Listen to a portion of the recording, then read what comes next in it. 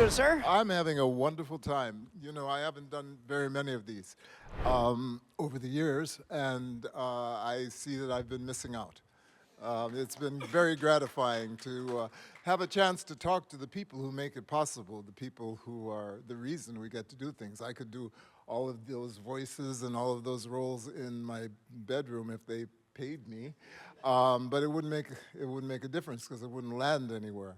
And so to meet people who have actually seen, shared some of the work and appreciated it has been gratifying. Thank you.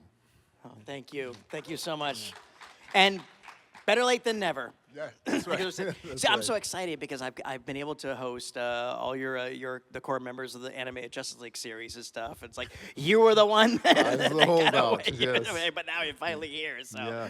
all good, Diddy. So it says just you. So whenever I have a solo guest, I like to just go back to the beginning. So what's the origin story and what drew you to wanting to pursue acting? So I was a writer. I did not intend to act. I was assigned a freelance story to do a story about an improvisational comedy theater in my hometown, Minneapolis, Minnesota. And they had, it was called Dudley Riggs Brave New Workshop, and they had lost 5 members, their entire cast, who had moved en masse out to Los Angeles. And so they were recasting, and they were having a public audition, and I was assigned a story to write about this audition process and how they recast this company. And I got there early because I was raised by 2 Jamaicans, and they insisted on punctuality. So I got there early, and I was handed a card which I thought was an audience survey card. It turned out to be an audition card. And I thought, oh, great, tremendous point of view. I will write this from the standpoint of someone who was itching to be a part of this company and didn't make it, but was there to chronicle who did. And at the end of about a 3-week, nearly a month process, they asked me if I wanted to be in the cast. And the audition process was essentially you'd get a prompt, and then you would write on your feet. So I was suited for that part of it. Audience was a different story at first. There was a period of time where I was a little bit struck by the fact that people were actually listening. But then it got to be something that I felt I was sharing with the people in the room. And that started to mean something to me. The idea of connection with people who I didn't know, but we were connected by whatever this story was or by whatever this character was that I was playing, and it became addictive. And I've been graced with this wonderful experience of this career that I've had, where I've gotten a chance to do all sorts of different stories and characters in places that I would never otherwise have gone, saying things that I would never otherwise have said. Yeah. It's always interesting that modern audiences don't realize improv has been around for as long as it has. Mm-hmm. You know, I was like, well, there's a man named Mike Nichols in May in Second Yes. City, and getting the way through too. So some people is like, no, it's been around. It was around before. Whose line is it anyway? Absolutely, and when you think about it, it's been around in the lives of people who have, I'll take as an example, if you're an immigrant and you go someplace where you have never been and you have to figure out a way to be there and to take it on for yourself. All of that is improvisation because you've never done it before. It's thinking on your feet in the moment. It's operating at the top of your intelligence, and it really, really counts because you're creating something that did not exist before. That's, to me, what acting is all about. So improvisation, I think, is key.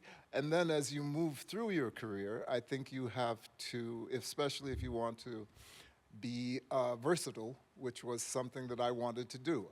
You see all sorts of different roles out there, and sometimes Hollywood has a tendency to want to place you someplace and then keep you there because that's what you've done and they're familiar with it, whereas I always wanted to explore. I love literature. I was a library nerd, and so story has been, story and the word writ large has always been very important to me. And this enterprise gives me an opportunity to do that, and it's been a fulfilling way for me to live my life and to step outside of myself into other stories and appreciate the fact that we all come from other stories when we look at other people, and there should be greater appreciation and respect for those stories.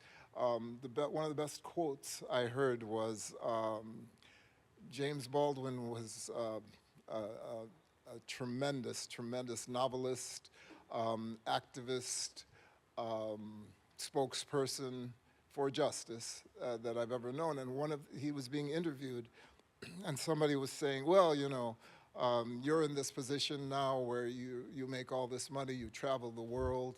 And he said, wait a minute. He said,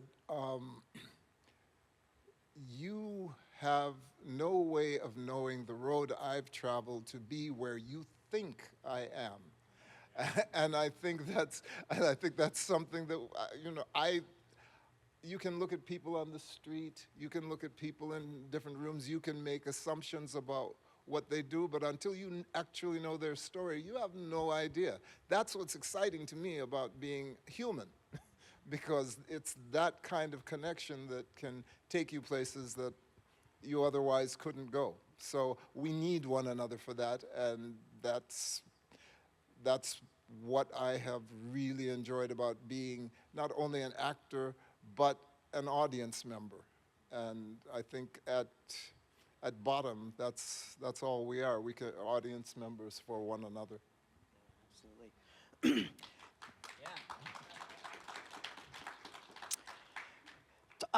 Cagney and Lacey. Yeah, we got some fans out there with you. It's always interesting because it doesn't fall into what you traditionally think of as a fandom, but its fandom saved it. And that famous letter writing campaign. Exactly. Oh boy, yeah, that's right. and, You know. and oh yeah, oh yeah, I was there for it. Yeah. I was watching the show and everything else, and it was just. But again, it was the presence of a show may not be putting in those numbers, but there was once a time when fans could be vocal enough and they could change the minds of the networks. Absolutely, and that was a situation where I was very proud to have been a part of it. Sometimes, you know, it's great to be the lead, but I think you can lead in support. And in that situation, the fact that two women got the opportunity to do what had traditionally been thought of as, you know, the male buddy picture. To be in support of that, I was raised with three sisters. I was an only boy. And I know not only the power of women, but I know the fact that there are many things that women were shut out of. I remember in school, they told my sisters, you don't want to pursue mathematics or science because that's not for girls. And that made no sense to me. They were brilliant. They were much better at some of those things than I was. So I think the idea of being in support of the equality of women, the agency of women, the fact that, but for women, truthfully, we wouldn't be here. So it was a joy, and over the years, hearing from girls and women who said that that show meant something to them. No, it wasn't a leading role, but I was leading in support, and I think that's key. Well, it was a great ensemble. You, Diane Daly, and Martin Cove, of course, who's been to many of our shows here because of that karate thing, you know. Yep. Tyne Daly said something that I carry with me and have tried to make a part of what I do. And anytime you do anything, you can do it richer, deeper, fuller, and better. That was her mantra, and that's what she passed on to me. You know, Hollywood is that place where especially working on camera, you get a chance to do it again. Stage is very different. Stage happens in the room at that moment. If whatever takes place, that becomes part of the performance. But camera is a little bit different. You can ask for it again. They can say, oh, that wasn't quite right, do it again. And her point was always, if you ask me if I want to do it again, I will always say yes. Because anything you can do deeper, richer, fuller, and better. I think that's a good way to think about the way I live my life. And so I've taken that on. It's wonderful. Yeah. Another ensemble piece, of course, The Adventures of Buckaroo Banzai, a film that Dr. Weller himself openly says, look, I have no idea what it's about, but you guys love it, so I'll take your word for it. Yeah, wow. I think that was about not being content with accepting the world we see around us and believing in the power of imagination to help us create whatever world we might enjoy. You know, this was, it was a wacky, wacky film, but it was grounded in the connection that people had between one another. There's a wonderful scene where Ellen Barkin's character is having a bad day. And she is in this audience, and Peter Weller stops people from laughing at her, and he says, "No matter where you go, there you are." And I know that wasn't an original, but again, it's that thing you hold with you. I had so much joy doing that. There was an unpredictability on the set as to what was going to happen at any time. Jeff Goldblum is not well, but he's made a career of being not well, and a true artist. And one of those people he taught me a lot about imagination. You know, sometimes you look at things and you think, well, that's impossible. But if it were possible, what would it look like? And you have the power to do that in anything. You can walk into situations where you believe there's no place for you, and you can find a place if you imagine it. So I think people like Jeff, there were such wonderful people in that cast, Clancy and Peter and Ellen. We spoke off stage about the trial of Chicago 8. That's another murderer's row of just what incredible talent and incredible ensemble. Yeah, and another, you know, coming to this, I have gotten the opportunity to realize how fortunate I've been, because I've had a chance to be a part of some really, really fine ensembles, and I think that is another truth that I think we underestimate about how much we need one another to make something great, because none of us contain all of it, but all of us contain the entirety and all of the possibilities. So yeah, I love that. Another project dear to a lot of people's hearts, and I think it was just a little bit before its time, of course, Mantis. Oh yes, yeah. Yeah, thank you. It was a superhero-related projects were kind of under the shadow of the Adam West, Pow, Zoom sort of thing. The Michael Keaton film had moved in the direction. So in the 90s, there's properties like that were trying to make shows that were the way comic books actually were, as opposed to what people who didn't read comic books thought they were. Right. And that's exactly where Mantis sort of fell into that, really trying to push it. Yes, the two individuals who were responsible, Sam Hamm and Sam Raimi, I think they came to that from the standpoint of these kinds of stories exist in the world, and that's what comics have always been so good about doing, making people aware of things that they weren't aware of, and making people aware of the fantastic possibilities that exist outside of what we think of as normal. So the idea that someone who went through a tragedy would use his mind to create a suit that would not only enable him to walk, but would enable him and empower him to address crime in his society, and address not only crime, but the conditions that led to the crime, and to want to build a community and to want to be a part of making that happen. That's kind of superhuman. And so his ability to create the suit, all of those things were great, but it was what was driving him that I thought made him superhuman. And it was a real joy to do that pilot.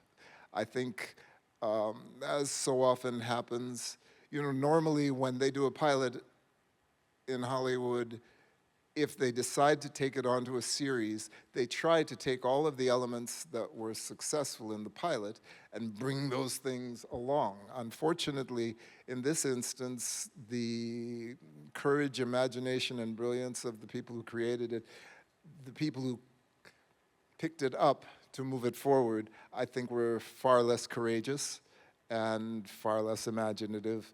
And even though I did enjoy doing that series, I think we lasted 13 or maybe 20 episodes.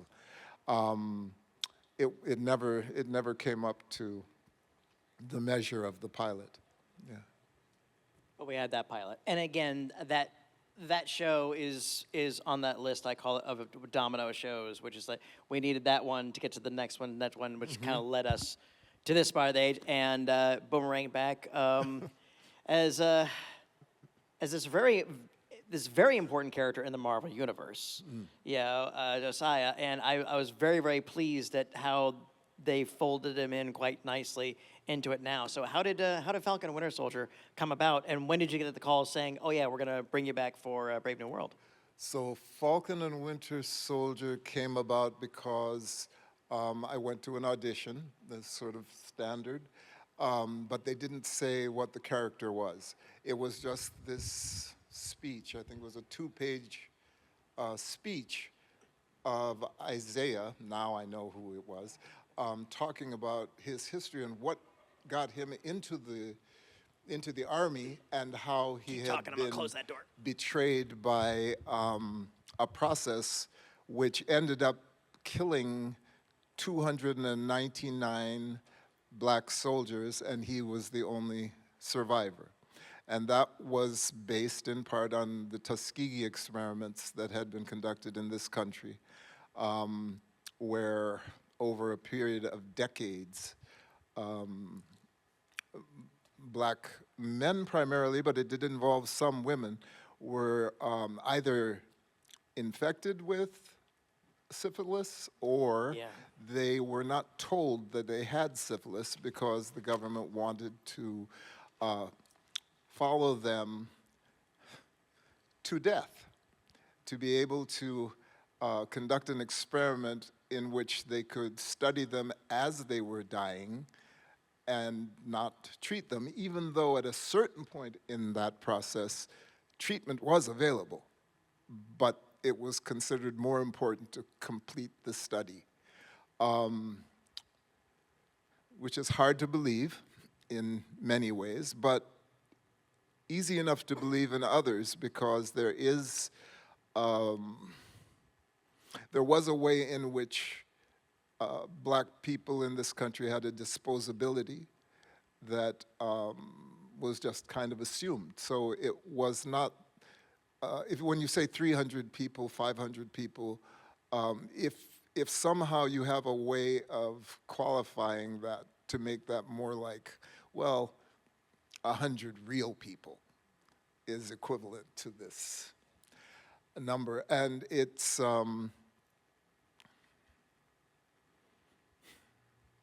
it was good in many ways, because I think sometimes we need to see how far away we can get from humanity to be able to come back to it. I think, believe that we may be in one of those stretches right now, which offers me hope, because we have a ways to come back. It perhaps is not as far away as we have been in this country, but we do have to come back. And so that involves all of us. You know, the atrocities that take place in any one particular community have taken place in the body. And so, you know, a part of your body doesn't get cancer. The cancer finds a point of entry, and it has a place where it can grow, but ultimately, it becomes systemic. And at that point, that's where death can occur. But until that point, it's still treatable. Then you can still go through it. We'll get back. I believe that. I am at an age where I'm not exactly certain how much of it I'll see, but I have a 35-year-old son, and I believe that's why we'll get back. I believe it happens cyclically, and we learn more each time. So we've got a lot to learn on this one.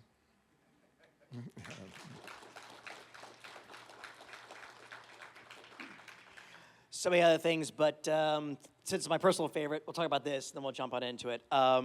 Thank you so much for giving voice to John Jones, the Martian Manhunter. Oh, my pleasure. Because it's a hard character to wrap around, because some people could interpret it as being kind of Vulcan-like and Spock-like, and no, he's a very soulful character. He feels because he can hear everybody's thoughts and everything else. He's a very philosophical character. Superman was raised on Earth. He considered himself a farm boy from Kansas, but John had a family and a life on Mars, and he's the immigrant's tale, you know, as far as superhero goes and stuff like that. And again, that series, that run, what's called the Timverse, and again, just thank you. Oh, it's my pleasure. And I feel like I feel like you're thanking me for being given this wonderful present, because that's how I felt. The woman who directed Justice League, that iteration of it, Andrea Romano, is a Saint Andrea, I Saint call her. Andrea, yes, yes, brilliant, just absolutely brilliant. And I had done maybe one or two things, but at her insistence, she said I should be doing more voice work, and she, at a certain point, brought me this character to audition for. And as the child of immigrants, one of my life experiences was the degree to which we were apart from the community in which we lived. My parents moved from Montego Bay to Minneapolis, Minnesota, so there were a lot of changes that took place, including weather. And the idea that Jean had been a part of a family and a community that he lost completely. And then he came to this planet where there are these beings who were not as evolved as Martians in many ways, but they also had this other thing, this humanity. And the attraction was to try and find a place for himself in a place which was foreign but familiar, that there were tendrils, there were things that he could attach to. He couldn't understand, you know, how Superman and Batman could have this petty infighting about who was more super when neither of them could discorporate or read other people's minds. But here they were all working together, and all these beings from other planets were attracted to this idea of humanity on this little green ball, Earth. Jean had his own voice, but he had to find a voice on Earth. He hadn't spoken Martian in 500 or 600 years.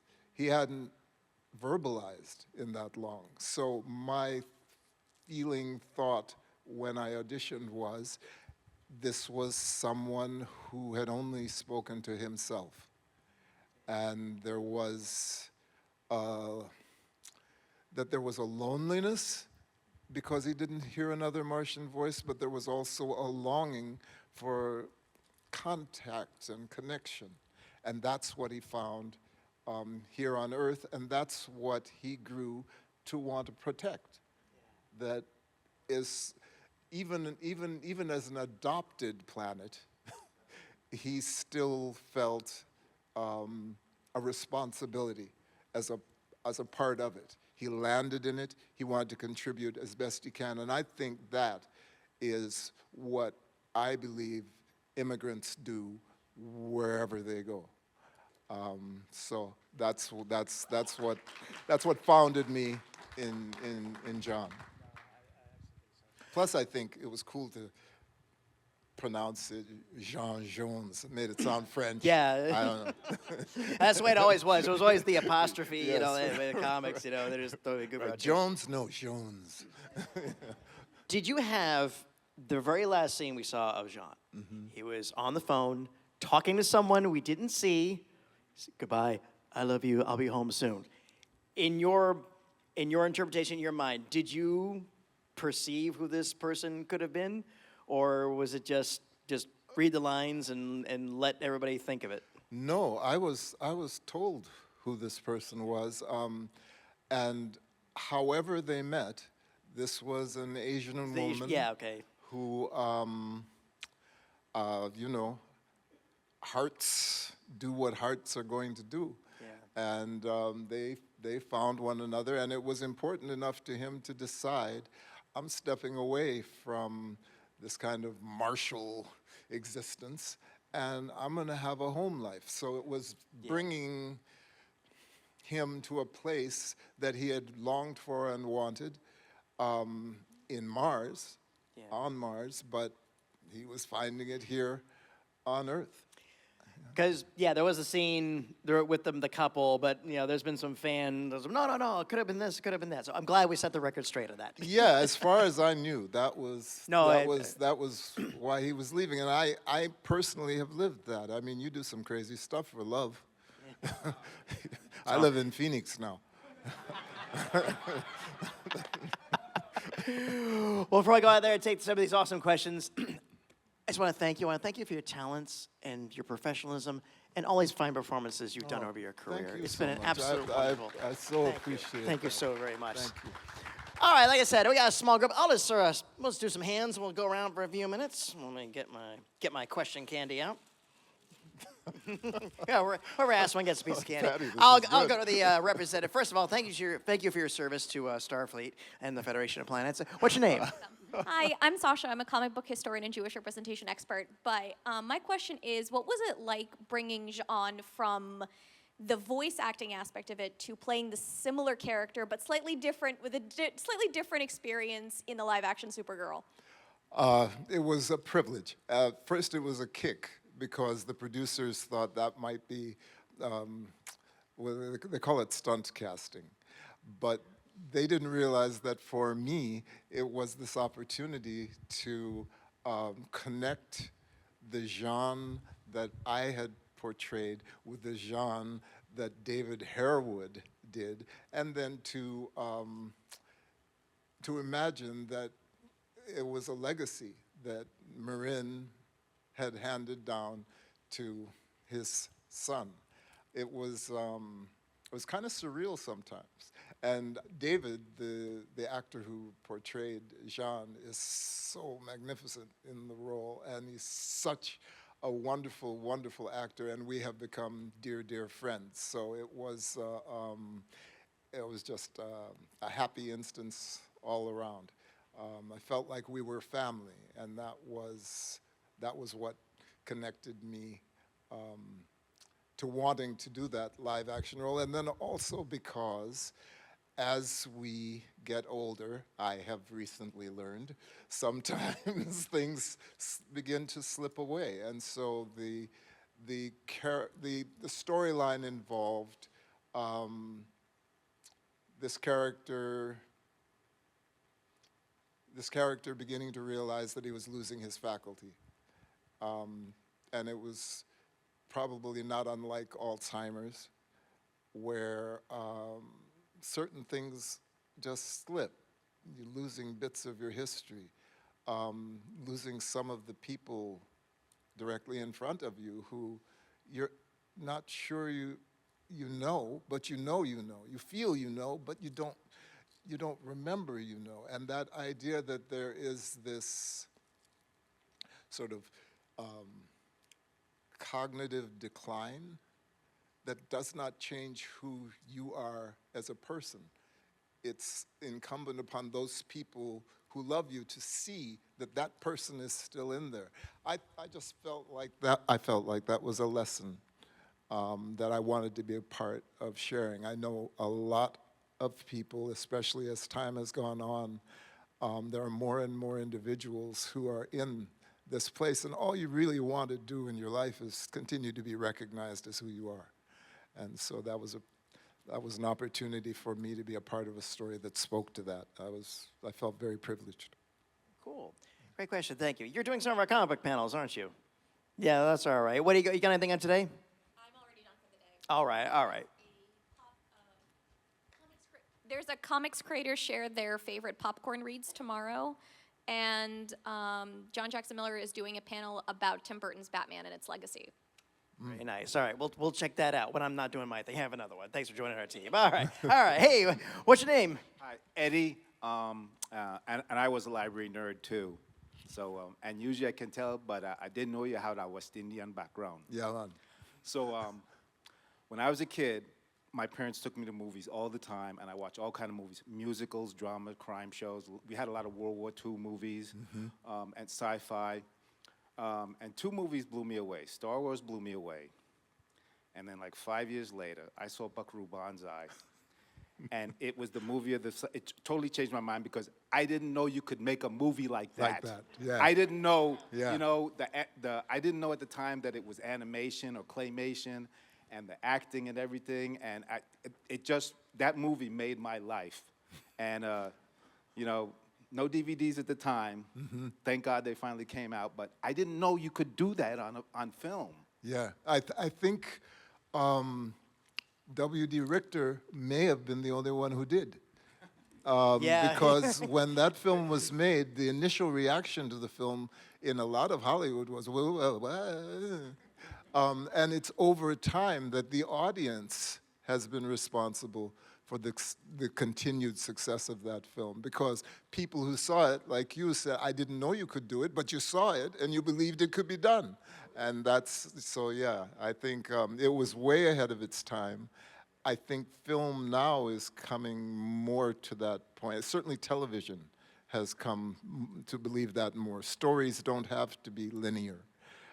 Stories don't have to be bound in any way by time. In fact, there's a kind of a temporal instability that makes things exciting. You know, where are we? What year is it? What time? Who is this? And, you know, or on soap operas when the evil twin suddenly appears after the death of the good one.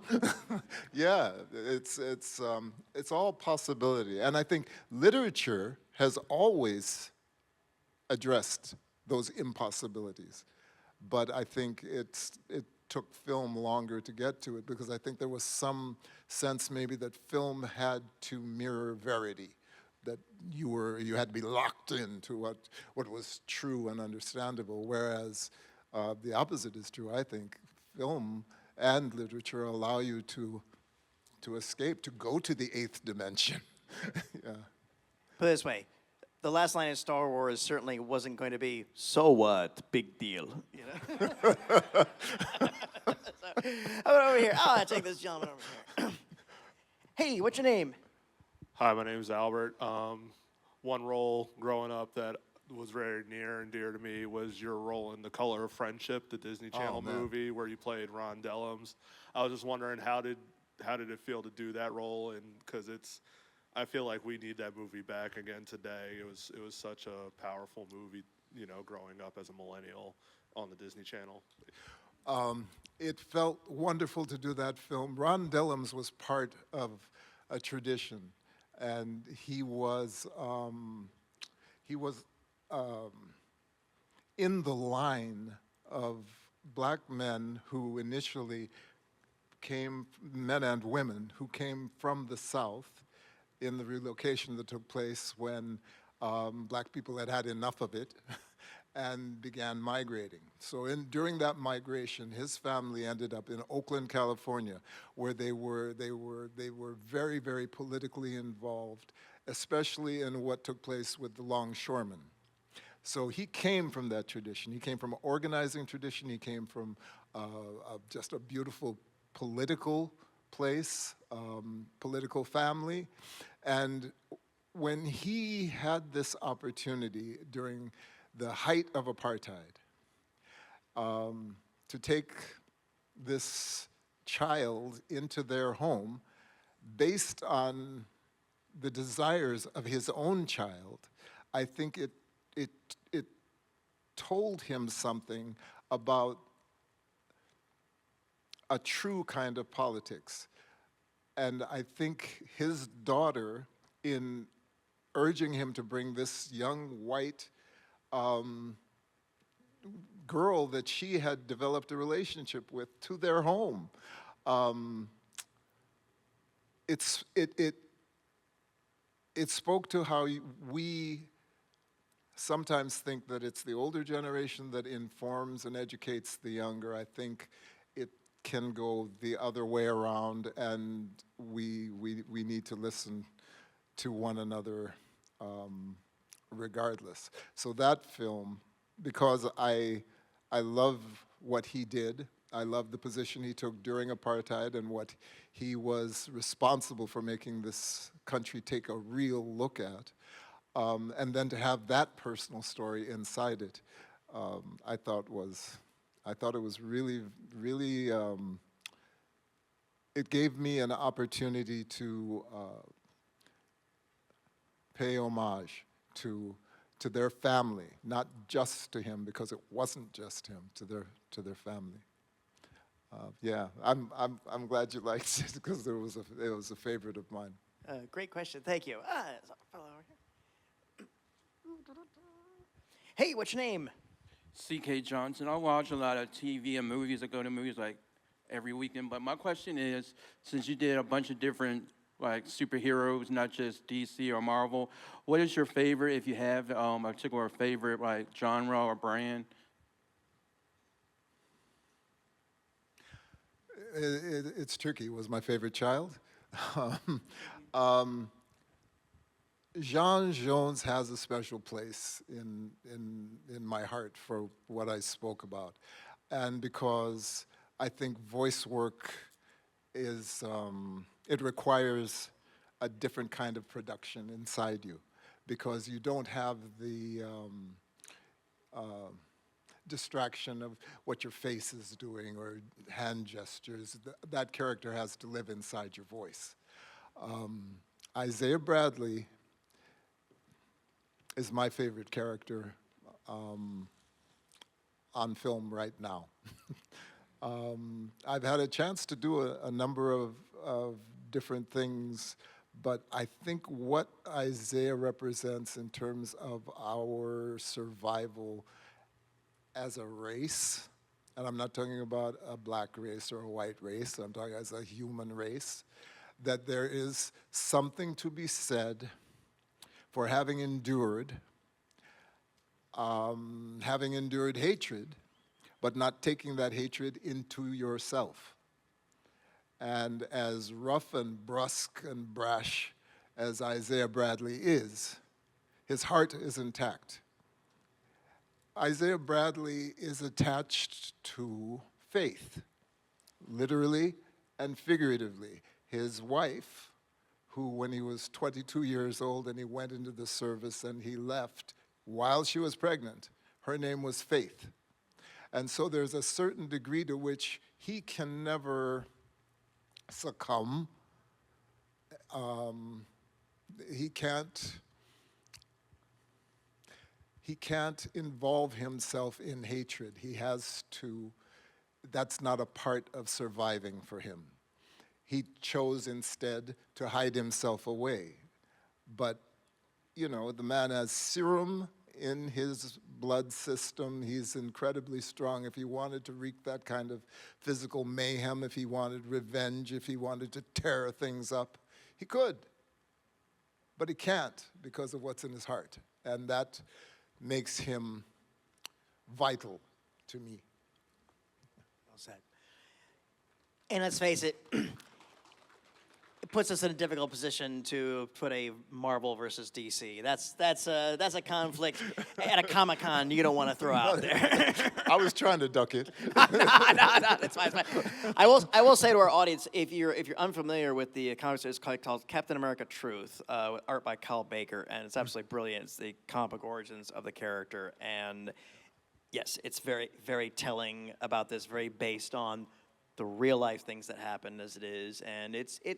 I think it's been one of the more important Captain America related stories of the past 20 years. Yeah, I have, especially here today, as a matter of fact, I've been touched by how many people appreciate Isaiah and have said that they're happy that Marvel included that story in what they had included. And acknowledge, because it is a harsh truth. It is a harsh truth, but it's one we can never, ever forget. Right. Like so many other things, lest we repeat it. And you know, Sam Wilson as Captain America comes from a different place as well. He does not have serum in his body. What he comes from is sociology. He comes from an idea of connection and community, and that's how he operates. You know, at certain points in that film, when everybody was ready to tear it all apart, he's one of those voices. He did the same thing in The Falcon and the Winter Soldier. He said, no, you have to talk to your enemy. You have to talk to the individuals who have grievance. You can't talk to them if you kill them. So I think I think Marvel took a chance and did something very, very brave in saying, well, let's just try truth. They didn't name it truth. It's a brave new world, but I think it's undergirding it is truth. And so my hat's off. My hat's off to the Marvel Universe. I said to someone, don't sleep on Marvel, because it may look like one thing, but they're trying to work through it, as we all are. Nobody here is an expert on connectivity. No one here is an expert on how we should do this. There is no template for how this is supposed to work. Each of us has that in us. And that's what I think Marvel has opened it up to. Take your own interpretation of Captain America and see what it looks like with Anthony Mackie, Sam Wilson, speaking about the America that we live in today, not Steve's America. Yeah. There has never been a bad live-action Captain America. No, true that. True that. True And that. Anthony True has just that. been knocking it out of the park. Yeah. And so have you. One final question from me. Actually, two guys. Anything on the horizon? Anything coming up? You'd like to Yes, share? Yeah. I'm really happy to talk about this because there is a film coming out. They've announced it, I believe, June 6th. It's called The Life of Chuck. And it's a Stephen King novella that they've made into a film. The man who made it into a film, Mike Flanagan, is a brilliant filmmaker. He's known for horror, but don't be scared, because this is not a horror film. This is a film about existence. And it's a film that will be familiar to anyone at any stage in their life, because it has to do with how much we have inside us, how much of a universe each individual is. I think It was a beautiful, beautiful story. I can only believe it's going to be a beautiful film. I know that there have been screenings. I haven't seen it yet. But in Toronto, it won the Audience Award at the Toronto Film Festival. And I've heard people talk about their reaction to it. This is a good one. So I urge you to see that. Don't look for fight scenes or explosions. Just sit still, feel them in yourself. Yeah. Very good. And one final question. Would you like to take a picture with this wonderful audience? I would love to take a picture. All with this right, wonderful everybody. We invite audience. everybody to come towards the stage, not on the stage. Come up towards the stage. We'll take a picture of our amazing guest and all of you. And this will be available for download at our Flickr account. If you haven't signed up for our email newsletter, please do so if you haven't already. And this will also be available for a hard printout purchase if you want at any of our merchandise booths.